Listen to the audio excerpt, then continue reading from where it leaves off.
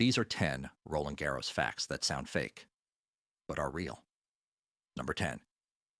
Roland Garros feels ancient, but one of its most important modern weapons arrived only recently.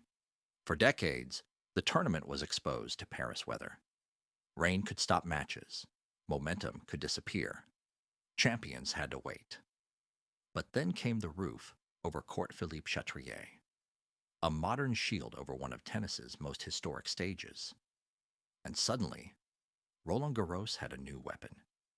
Not a racket, not a player, a roof. The tournament famous for tradition had finally entered the modern era. Number 9. The 2025 final was the longest Roland Garros final ever played. Carlos Alcaraz against Jannik Sinner. 2 sets down, 3 championship points saved, 5 hours and 29 minutes of tension, pain, pressure, and survival. It was not just a final, it was a warning that a new era had arrived. Federer, Nadal, and Djokovic had defined the past, but in Paris, Alcaraz and Sinner showed that the future could be just as brutal. Number 8. Roland Garros night sessions are actually very new. That sounds impossible. Because tennis under the lights feels normal now. But for most of its history, Roland Garros belonged to the sun. The red clay, the afternoon shadows, the long Paris evenings. Then the tournament changed. Night sessions arrived. And suddenly Paris had a different feeling. Colder, darker, more dramatic. The same clay, the same pressure. But under the lights, Roland Garros became something else. Number 7. The famous red clay is not just clay. That beautiful red surface is actually built like a secret recipe. Layer by layer. With crushed brick dust on top, limestone underneath, and a surface designed to slow the ball, raise the bounce, and punish the body. That is why Roland Garros feels different. The rallies are longer. The movement is heavier. The legs burn faster. On grass, a point can disappear in a second. On clay, the point can trap you. And at Roland Garros, the court itself becomes part of the opponent. Number 6. Michael Chang won Roland Garros at just 17 years old.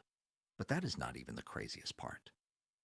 In 1989, against Ivan Lendl, Chang was suffering, cramping, struggling, barely holding on. And then he served underarm in a Grand Slam match against one of the strongest players in the world. It looked strange. It looked desperate. But it worked. Chang survived. Then he went all the way. At 17 years old, he became a Grand Slam champion. Sometimes Roland Garros is not won by power. Sometimes it is won by imagination. Number 5. Before Nadal became the king of clay, Bjorn Borg was the original cold machine in Paris. Long hair, ice-cold expression, no panic, no drama, just endless control. Borg won Roland Garros as a teenager, and then he kept coming back. Again and again. He made clay court dominance look quiet. Before Nadal turned Paris into a kingdom, Borg showed the world what cold domination on clay could look like. Number 4. Chris Evert turned Roland Garros into her own kingdom. When people talk about clay court greatness, the conversation often starts with Nadal. But on the women's side, Evert's Roland Garros legacy is massive. 7 French Open singles titles. A game built on control, patience, precision, and the ability to make opponents suffer one more shot, then one more, then one more. She did not need chaos. She did not need violence. She used consistency like a weapon. Before the modern clay queens, Chris Evert ruled Paris. Number 3. In 2015, Novak Djokovic was chasing history. He was close to completing the career Grand Slam. He was the best player in the world. He looked ready to finally conquer Roland Garros. And then Stan Wawrinka arrived, wearing perhaps the loudest shorts tennis had ever seen. But the shorts were not the story. The backhand was.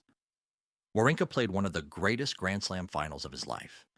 He hit through Djokovic, he refused to disappear, and he won Roland Garros. That match did not just give Wawrinka a title, it delayed Djokovic's dream, and it created one of the most unforgettable Roland Garros stories of the modern era. Number 2. The most famous clay court tournament in the world is named after a man who had nothing to do with tennis. That sounds strange, but it is true. Roland Garros was not a Grand Slam champion, not a clay court legend, not even a tennis player. He was a French aviation pioneer, a pilot, a war hero. So every year when the tennis world arrives in Paris, the tournament is carrying a name that came from the sky, not from the baseline. And that is what makes Roland Garros different. It is not only a tennis tournament, it is history, memory, and French identity. Number 1. Rafael Nadal's Roland Garros record does not sound real. 112 wins, 4 losses, 14 titles, 14 finals, 14 victories. Nadal did not just dominate Roland Garros, he almost deleted losing from the tournament. For nearly 2 decades, Paris was his kingdom. The red clay became his stage. The forehand became a weapon. The court became a battlefield. And every opponent knew the same thing. Beating Nadal at Roland Garros was not just difficult, it was almost impossible. That is why his record may be the most unbelievable fact in tennis history. 112 wins, only 4 losses, and 14 Roland Garros titles. It sounds fake, but it is real. And now, Roland Garros 2026 is about to begin. The defending champion is out. The draw is coming tomorrow, and once the road is revealed, we will break down everything. Sinner's path, Djokovic's chances, Wawrinka's last dance, the dark horses, and the biggest threats in Paris. Welcome to Roland Garros 2026, the road to Paris. Subscribe now, because after the draw, the real story begins.